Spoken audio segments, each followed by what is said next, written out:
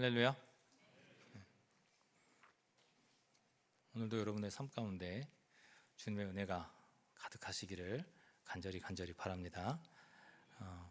제가 설교 전에 광고하잖아요. 광고하면서 파악을 합니다. 일주일에 여러분들이 삶을 어떻게 사셨을까? 이런 유머를 던질 때 안 웃었다. 이거 좀 큰일 났는데 이 광고 안 맞네. 이런 생각도 들고 지금 표정이 좀 어둡다.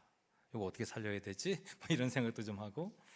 오늘은 설교 나누는 이 시간이 쉬울 것 같아요? 어려울 것 같아요? 너무 어려울 것 같아요. 하지만 하나님께서 능력을 주셔서 또 서로에게 은혜를 나누어 주시리라 확신합니다. 요즘 젊은 세대 이야기들을 들어보면 한 가지 공통된 꿈이 있답니다. 하고 싶은 일을 하겠다, 이런 말보다 더 많이 등장하는 말이 있는데, 일을 안 해도 되는 삶을 살고 싶다. 일을 안 해도 사는 삶을 살고 싶다. 그러니까 가능하면 빨리 돈을 모아가지고 젊을 때 일을 그만두고 싶다, 이런 생각을 요즘 아이들은 많이 한대요. 그래서 요즘 젊은 세대에 자주 등장하는 용어, 단어가 있는데 바로 파이어족이래요. 파이어족. 파이어가 무슨 뜻인지 아시죠? 불, 총, 이것도 되는데 fired 그러면 이제 퇴직당하는 거죠. 억지로. 그걸 뭐라 그래요? 잘린다? You are fired. 그럼 이제 직장 그만 나오라는 소리거든요. 근데 그 의미는 아닌 것 같아요. 제가 영어로 살펴보니까 뭐라고, 이 약자거든요. fire라는 약자. Financial Independence Retire Early. 이게 뭐냐면 재정 독립 빨리 그만두는 거. 그러니까 은퇴를 빨리 하는 거예요. 재정 독립을 하기 위해서. 그러니까 젊을 때 바짝 돈을 벌어가지고 빨리 은퇴하고 싶다, 이제 이 이야기를 하는 거예요. 유튜브나 SNS 이렇게 보면은 이런 제목의 컨텐츠가 상당히 많고 조회수도 높아요. 30대에 은퇴하는 법.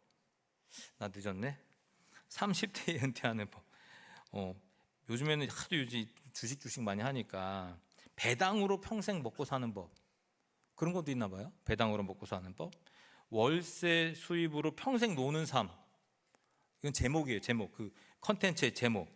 이런 영상들이 수십만, 그리고 수백만, 여러분들도 보겠지만 많은 사람들이 이런 영상들을 보고 있다는 거예요. 근데 왜 이런 세대가 강해졌을까? 왜 이런 것들이 인기가 있을까? 이유는 분명하겠죠. 세상살이가 쉬워요, 어려워요? 어려워요. 정말 어려워. 청년들이 살기가 너무 피곤해.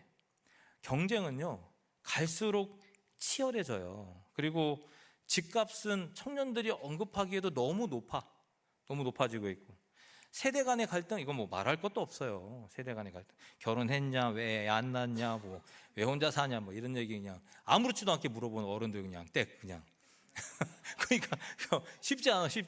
예배 말씀드렸죠? 이 예배 현장에서도 어떤 분들이 청년이든 젊은 분들이 오면 여기 한 줄은 그냥 노터치로 만들어 달라고, 아무것도 안 물어보게 살짝 예배 드리고 가고 싶다고. 요즘 시대가 그런 거예요. 시대가 세대 간의 갈등 말씀드렸지만 심화되고요. 직장은 안정적이지 않아요. 저희 때는 죄송합니다. 제가 저희 때라 그러면 그런데 우리 어른 세대는 평생 직장이라는 말이 정말 있었거든요. IMF 이후에 그런 게 다 사라져서 그렇지. 그러니까 이 고용하는 것도 너무 어렵고 다 불안한 세상 속에 살아가는 거예요. 그러니까 사람들의 마음 속에는 그런 생각들이 자리 잡는 거죠. 차라리 아무것도 안 하고 싶다. 그냥 누가 밥만 먹여주면 좋겠다. 일만 안 해도 행복할 것 같다. 그냥 쉬면 행복해. 그냥 평생 쉬었으면 좋겠다. 이런 생각을 하잖아요. 먹고 사는 부담에서 좀 벗어나고 싶다. 근데 어른들, 이미 은퇴하신 분들 여기도 좀 많이 있으실 텐데, 정말 아무것도 안 하면 행복해요? 궁금해서 묻는 거예요.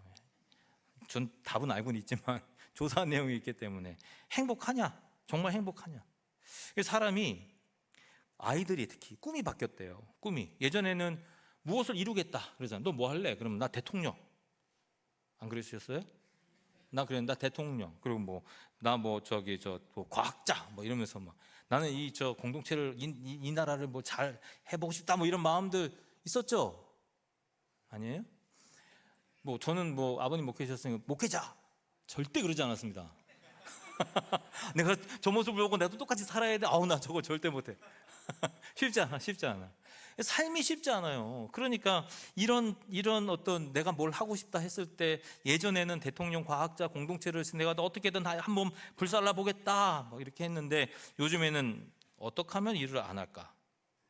어떻게 하면 빨리 벗어날까? 어떻게 하면 이 질서를 벗어날 수 있을까? 이런 생각한단 말이에요. 그래서 아이들의 꿈이 뭐 유튜버도 되고 뭐 건물주도 되고 그리고 뭐 또 저기 여행하면서 돈 버는 것도 되고 요즘 세상이 진짜 이상해졌어요. 그러니까 관계 속에서 이렇게 뭔가 회피하고 싶은 그 리스크를 제거하고 싶은 그런 마음이 요즘 시대의 아이들은 너무 간절한 것 같아요. 그러면 마치 평화로운 것처럼, 마치 자유로운 것처럼, 행복할 것처럼 그렇게 생각하고 살아간단 말입니다.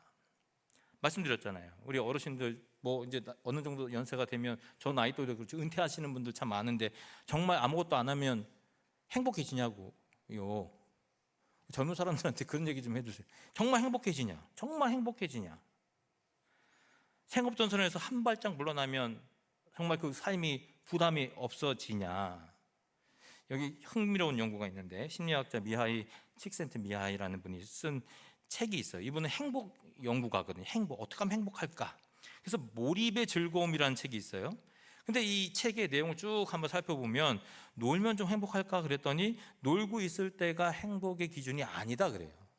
노는 것이 행복이 아니래. 뭐 TV 보거나 아무것도 하지 않을 때 행복도가 높아진다? 그렇지 않다는 거예요. 그렇지 않아요. 여러분 집에 가면 TV 이렇게 있잖아요. 그러면 채널이 몇 개 정도 돼요? 한 670개? 요즘에 인터넷 보면 뭐 한 10,000개? 모르겠어요. 몇 천 개 되는 거야. 막 돌려보면 하루 왼종일 돌리면 행복하죠? 막 돌리면 행복하지 않아요? 네. 아무리 많은 것들, 아무리 채널이 많아도 가만히 앉아서 그것만 돌려서 행복할까? 그거 아닌 것 같아요. 그럼 뭐라 그러냐면 어떤 일을 할 때 깊이 빠져들 때가 큰 만족이 있대. 그래서 몰입의 즐거움이라고 책 제목이 그런 거예요. 몰입했을 때. 그럼 몰입했을 때 뭐 할 때요? 어떤 일을 할 때 몰입되면 그때가 가장 기쁘다. 그러니까 운동선수들은 뭐 할 때 기쁜 거예요? 운동할 때 힘들겠지. 근육 만들고 힘들겠죠. 그런데 그게 기쁘대요. 이해가 되시죠? 안 돼요? 몰입할 때, 내 몸을 키울 때, 뭔가 안 했던 기술이 들어갈 때 기쁘다는 거예요. 연구자는요, 뭐 할 때 기쁠까요? TV 볼 때, 넷플릭스? 연구자는 뭐 할 때 기뻐요? 연구할 때, 거기에 몰입될 때 기쁘다니. 답을 알려줘도 답을 부여도 안 한다? 이럴 줄 알았어요, 오늘. 그럼 목수는 뭐 할 때 기쁠까요? 뭐 깎을 때, 그리고 만들어낼 때, 예술 작품 만들 때 당연히 기쁠 수밖에 없죠. 그 순간은요, 시간을 잊어버려요. 야, 시간이 언제 갔냐? 고개 딱 드니까 벌써 밤이네? 이럴 때가 있잖아요. 깊은 뭐가 있어요? 만족감을 경험한대요. 그러니까 이 연구가 말하는 것은 단순해요. 인간은 기능할 때 행복하다. 가만히 있는 게 아니라 기능할 때 행복하다. 성도 여러분, 인간은 무엇인가를 할 때 살아있음을 느끼는 존재가 바로 인간이에요. 설교자는 뭐 할 때 기뻐요? 설교 준비할 때. 설교할 때 힘들어. 설교 준비할 때. 설교자는 설교를 할 때 기쁜 거예요. 그거는 확실한 것 같아요. 왜냐하면 제가 지금 그러고 있으니까. 아무것도 하지 않는 삶은 처음에는 좀 편안해 보일 수 있어요. 하지만 그게 결코 편하지 않아요. 시간이 지나면 다 공허함으로 변해. 실제 역사 속에서도 그런 일이 너무 많아요. 뭐 예를 들면 고대 로마의 귀족들 돈 진짜 많았거든요. 부를 갖고 있었어요. 그러니까 할 일이 뭐 있어. 그냥 서로 그냥 얘기하고 즐기고 뭐 이런 것들. 실제 일할 필요가 없었거든요. 그래서 그 안에 보면 로마 황제 열전 이런 책이나 로마 제국의 쇠망사 이런 책들을 쭉 한번 살펴보면 그 역사의 기록 속에서 저들의 삶이 어땠는가? 향락과 쾌락이 가득했더라. 그래서 멸망했더라. 일하지 않는 삶이 행복하냐? 그렇지 않더라는 거예요.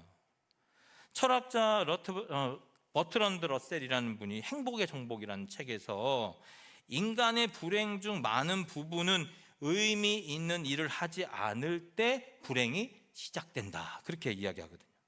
그러니까 목적 있는 행동, 그냥 행동이 아니라 목적이 있는 행동, 몰입되는 그 행동 가운데 뭐가 있다는 거예요? 행복이 있다. 행복이 있다. 만족이 있다. 근데 여러분, 이건 세상 사람들만 이야기하는 게 아니에요. 성경에서도 이런 말이 있어요. 성경에서도 태초에 천지를 하나님이 창조하실 때부터, 즉 하나님께서 이 세상의 구조를 만드실 때부터 인간은 놀고 먹지 않게 만드셨다 이 말이에요. 성경의 첫 장면을 한번 보세요. 인간을 창조하시고 에덴 동산을 창조하시고 사람을 두셨고, 거기서 창세기 2장 15절 말씀에 뭐라고 말씀하냐? 경작하고 지켜라. 경작하고 지켜라. 그러니까 뭔가를 해라. doing something이에요. 뭔가를 해라. 하나님께서 분명히 우리에게 어떤 목적을 가지고 그곳에 놓아두셨다. 창조하셨다는 거예요. 그러니까 인간은 일하도록 창조된 존재인 거예요. 실망이에요?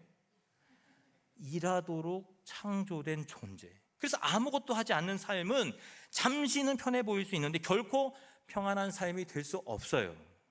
은퇴하신 분들 대부분들이 다시 어떤 일이든 하고 싶다 하는 것도 다 이와 같은 일이에요. 그러니까 지금 일하면서 야, 이거 지치고 힘들고 빨리 그만뒀으면 좋겠다, 그 생각 버리고요, 어떻게든 할 수 있는 일을 하려고 노력하는 것이 우리의 정신 건강에 너무 좋더라. 근데 여기서 중요한 성경 단어를 만나게 되거든요. 특히 구약에서 보면 샬롬이라는 말이에요. 샬롬. 여러분, 샬롬이란 말을 어떻게 생각하세요? 전쟁이 없는 상태, 평안한 상태, 아무것도 안 하는 상태? 뭐 우린 그렇게 생각할 수도 있을 것 같아요.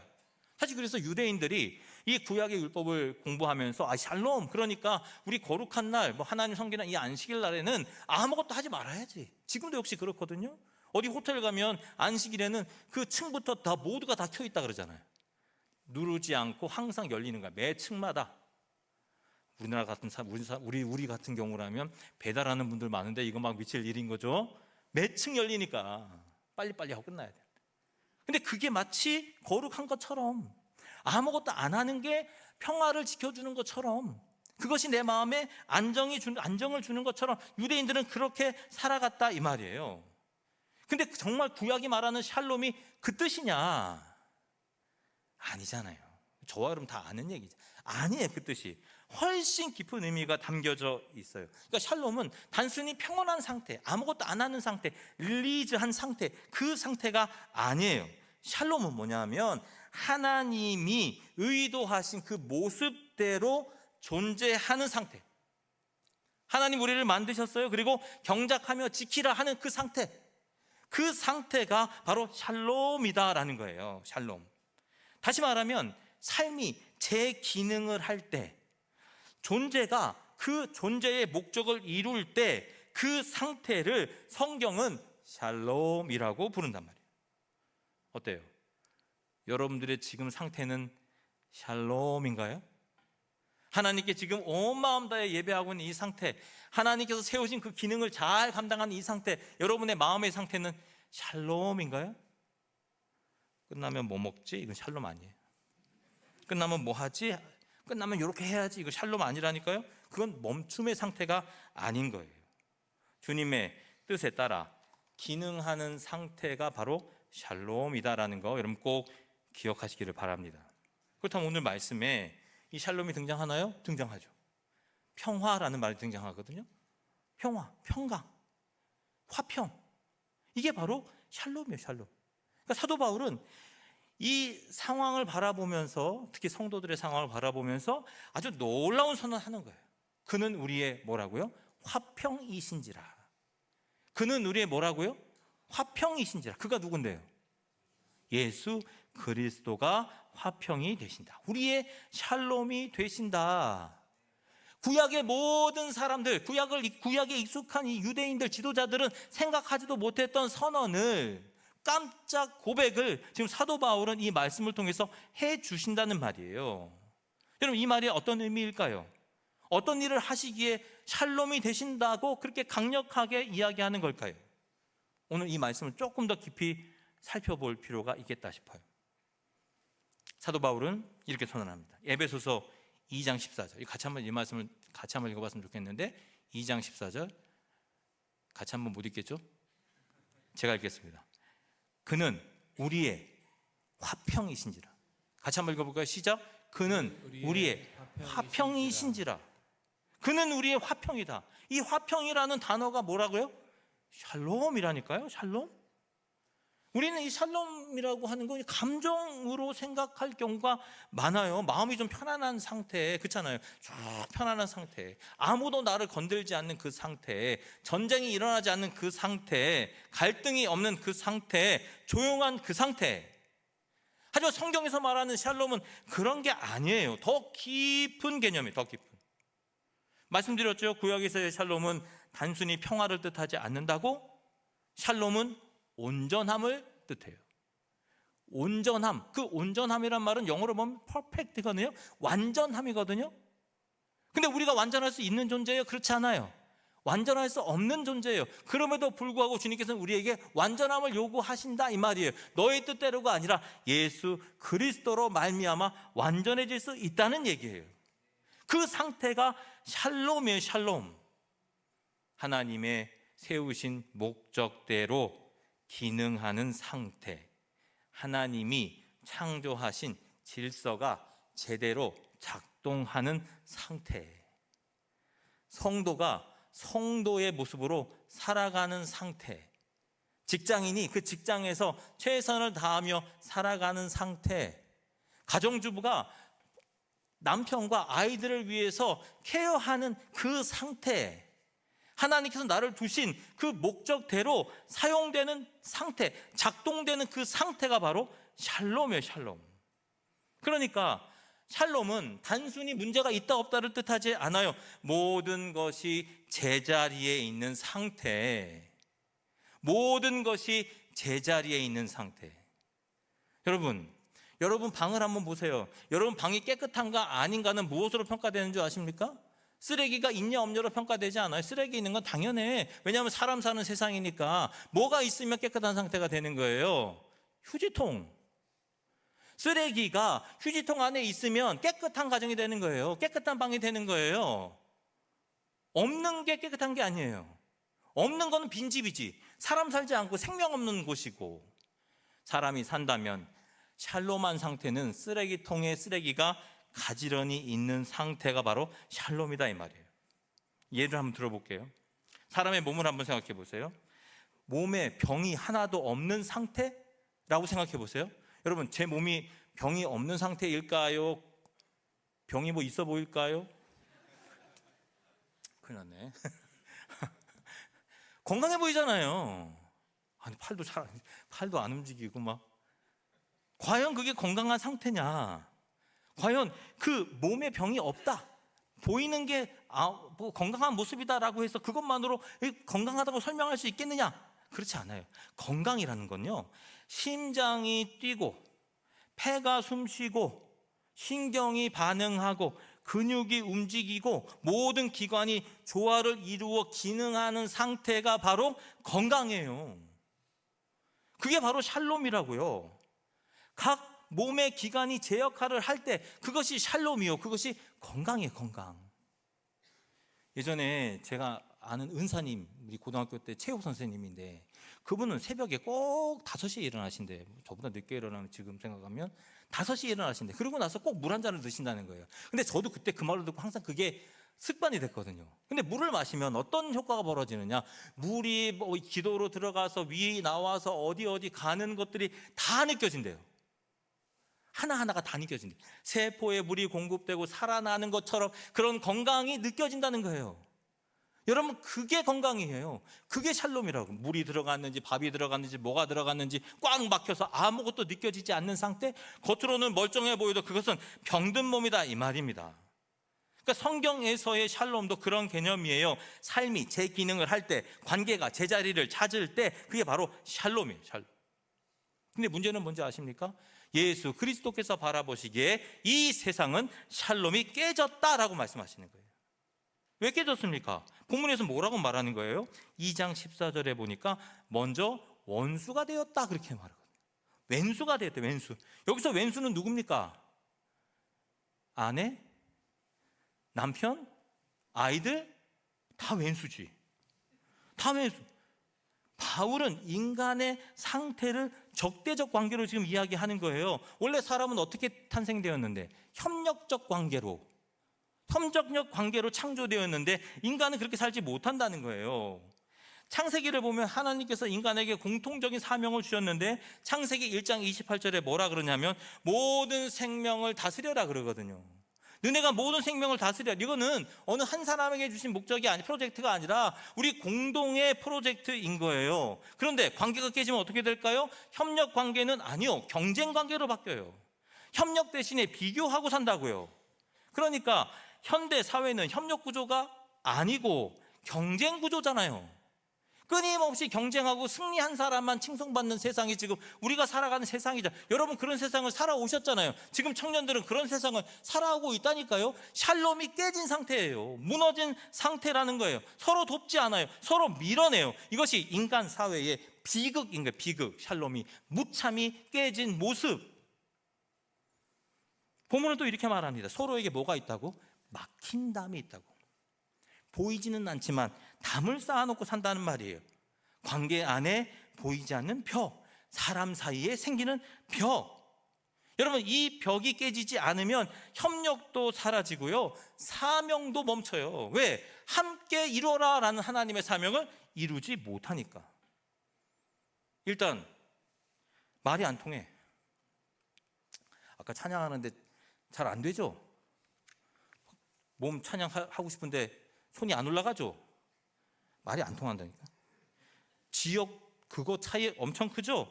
세대 간의 갈등 어마어마하죠? 진영 간의 싸움 나눠져 있잖아요. 똑같은 한국말을 하는데 똑같은 말을 이해를 못해. 이렇게 설명하면 저렇게 듣고 저렇게 설명하면 이렇게 들어. 똑같은 본문을 보고 딴 말로 해석해. 지금 우리 사회가 그런 모습이잖아요. 하나의 공동체라고 볼 수 있을까요? 아니요, 그렇지 않아요. 가정이 벽이 생기면 같은 집에 살아도 가족이 아니에요. 하숙집. 회사 안에 벽이 생기면요, 팀이 아니라 경쟁 집단이 되는 거예요. 교회 안에 벽이 생기면요, 공동체가 아니에요. 그냥 집합체인 거예요.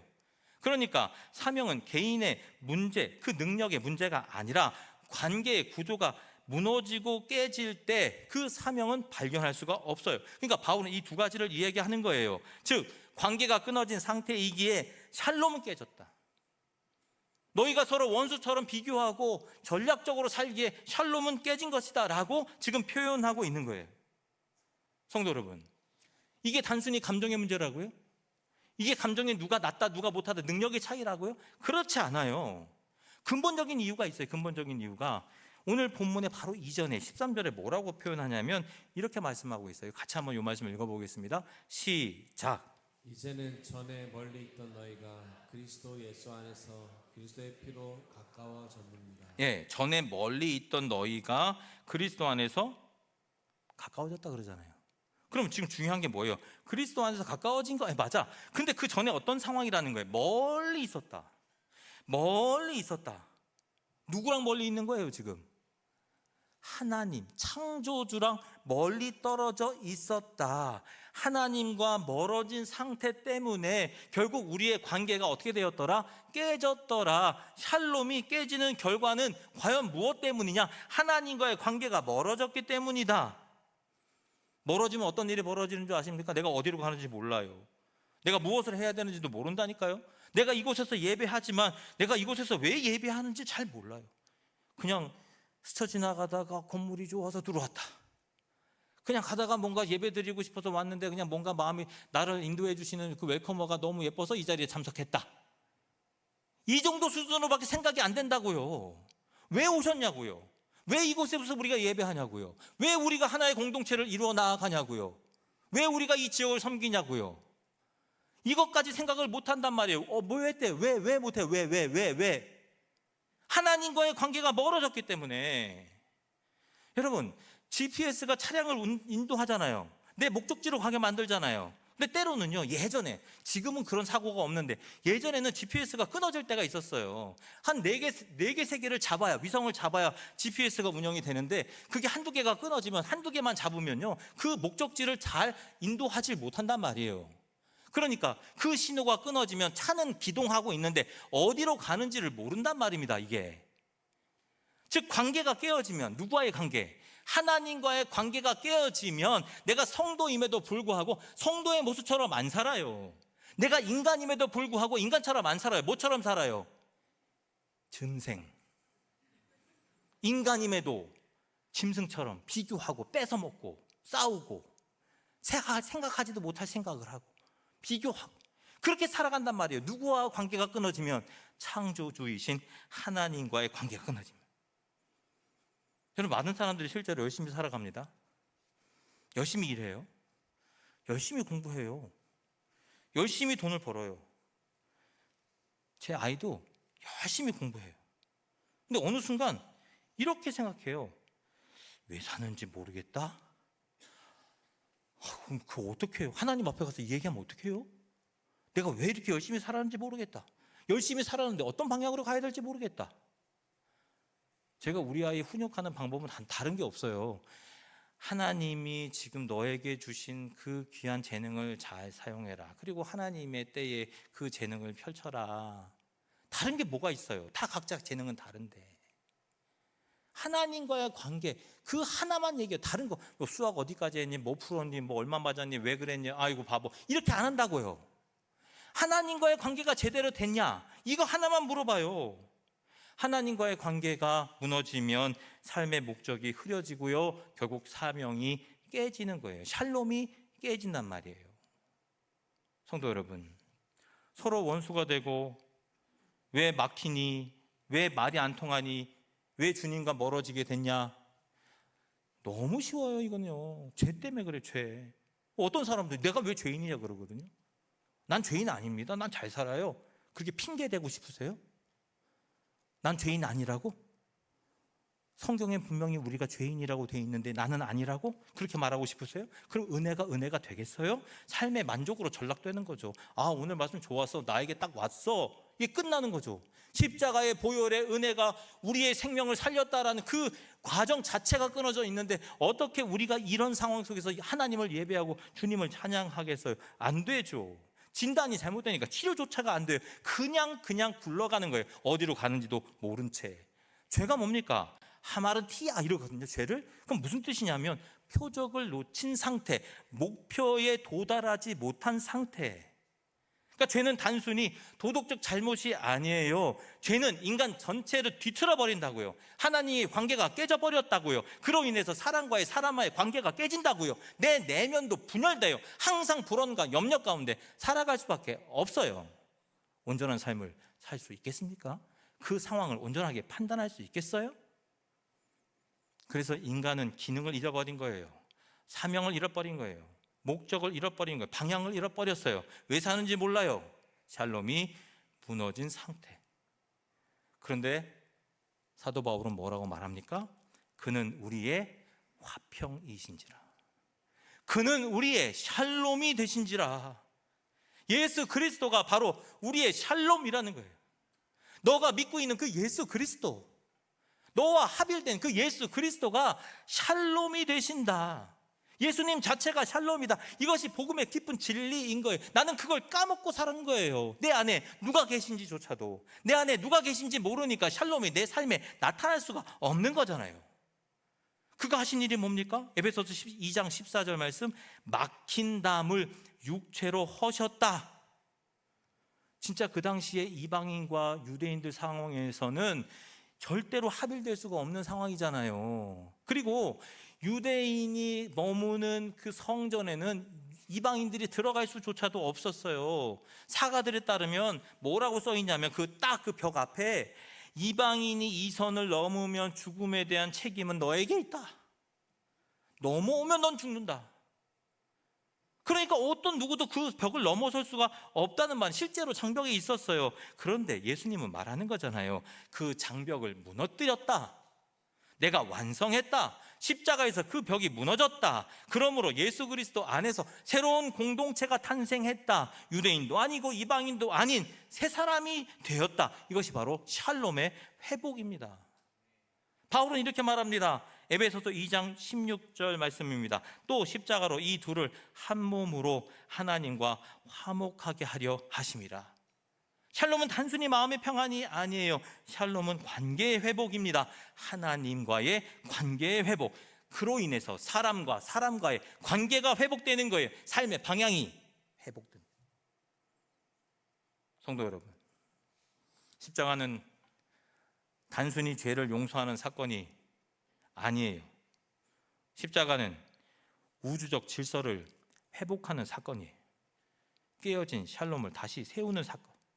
그냥 천국 가는 그런 이야기가 아니에요. 복음은 삶의 기능을 회복하는 사건. 그것이 바로 진정한 복음이에요. 하나님이 처음 인간을 만드셨을 때로 돌아가는 것. 하나님과의 그 깊은 관계를 이루면서 하나님의 생명을 누리며 살아가는 것. 날마다 새 숨을 불어 넣어주시는 그 귀한 숨을 누리고 살아가는 것. 그것이 바로 샬롬이에요. 다시 회복되는 삶이라고요. 그래서 성경은 우리에게 이렇게 설명합니다. 에베소서 2장 10절 말씀 같이 한번 읽어볼까요? 시작. 우리는 그가 만드신 바라 그리스도 예수 안에서 선한 일을 위하여 지으심을 받은 자니 그는 우리를 만드신 바라 그리스도 예수 안에서 선한 일을 위해서 지으신 바다. 여러분, 여기 만드신 바라 하는 이 단어는 헬라어로 포이에마라는 말인데, 이것은 단어는 이게 작품이란, 마스터피스라는 뜻이거든요. 작품, 하나님의 작품. 그냥 어디 숨겨놓는 작품. 작품은 보통 어디다 걸어요? 사람들이 보는 데다 걸잖아요. 어디 옷장에다 넣는 거 작품이라고 얘기 안 하잖아요. 그건 이상한 뇌물 같은 거지. 보통은 크게 걸어놓죠. 작품. 그 목적대로 하나님께서 우리를 지으셨다는 거예요. 그 목적대로. 여러분, 요즘 청년들 교회 많이 안 온다 그러죠. 이게 이상한 청년들 꽤 있는데 안 온대요. 젊은 사람들이 교회 잘 안 온답니다. 교회가 쇠퇴되고 있대요. 정말 수치상으로 그래요. 아니 근데 교회가 뭘 잘못했습니까? 저는 가끔 그런 얘기 들으면요, 우리가 할 일 다 있는데, 우리가 헌금 걷어서 도와주기도 하고 이웃도 돕고, 아까 말씀드렸잖아요. 1층에 우리 밥 한 번 먹는 것도 3명의 우리 청소년들이 저 장학금 받는다고, 뭐 큰 돈은 아니지만 장학금 받는다고 제가 말씀드렸잖아요. 우리가 그런 일을 해오고 있잖아요. 근데 왜 세상은 우리 손가락질하냔 말이에요. 왜 우리가 인식이 이렇게 안 좋아졌을까요? 왜 자꾸 쇠퇴하는 거예요? 왜 젊은 사람들이 나가요? 왜 안 들어오죠? 여러분이 뭔가 선한 행동을 하지 않아서가 아니에요. 여러분이 갖고 있는 재물을 밖으로 내보내지 않아서도 아니에요. 단지 하나예요. 하나님과 여러분의 합일이 이루어지지 않았기 때문이에요. 샬롬이 이루어지지 않았기 때문이에요. 여러분 모습을 보면 샬롬이 이루어지지 않은 것처럼 세상이 바라보기 때문에 세상 사람들이 교회 나오지 않는 거예요. 우리 아이들이 교회 나오지 않는다니까요. 부모님들이 집에 들어가서 샬롬해야 되는데, 부모님들이 집에 들어가서 죽어 살려 그렇잖아요. 우리 가족, 우리 성도들이 집에 들어가서 교회 하나님 은혜, 우리 공동체 좋게 해야 되는데, 아이고 저거 뭐가 문제? 가족도 안 되는데 이웃이 말을 듣고 엄청난 연기력이 있어야 이웃이 말을 듣고 들어오지. 민낯은 도저히 해결이 안 되잖아요. 하나님과의 관계가 우선인 줄을 믿습니다. 여러분, 그 믿음이 있어야 돼요. 주님과의 진정한 샬롬, 인간관계 아니야. 그거 아니에요. 하나님과의 관계가 우선이에요. 하나님과 관계 해결되면 저는 모든 게 해결되리라고 확신합니다. 우리의 가진 모든 문제, 여러분의 삶의 문제들 다 해결되리라고 생각. 그냥 그렇게 치부해버리는 게 아니에요. 경험이 그래. 창조의 역사에 다시금 돌아가는 은혜가 있을 때 우리의 삶의 길이 더욱더 넓어지리라 확신합니다. 이 사순의 기간 동안 여러분 십자가 앞에 서십시오. 그리고 기도하세요. 여러분이 왜 여기에 있는지, 그리고 무엇을 향해 나아가는지를 회복하시기를 바랍니다. 여러분이 노력해서 되는 건 아니에요. 주님께서 여러분 마음에 좌정하고 계신다는 사실을 확신할 때, 하나님께 성령의 능력으로 우리의 기도를 도우실 때, 우리는 그 사실을 깨닫고 다시 샬롬을 회복하여 이 세상 가운데 기쁨과 감격과 평화를 누리며 살아가게 될 줄을 믿습니다. 그 믿음 가운데 온전히 순전한 모습으로 살아내는 저와 여러분 다 되시기를 간절히 바랍니다. 기도하겠습니다.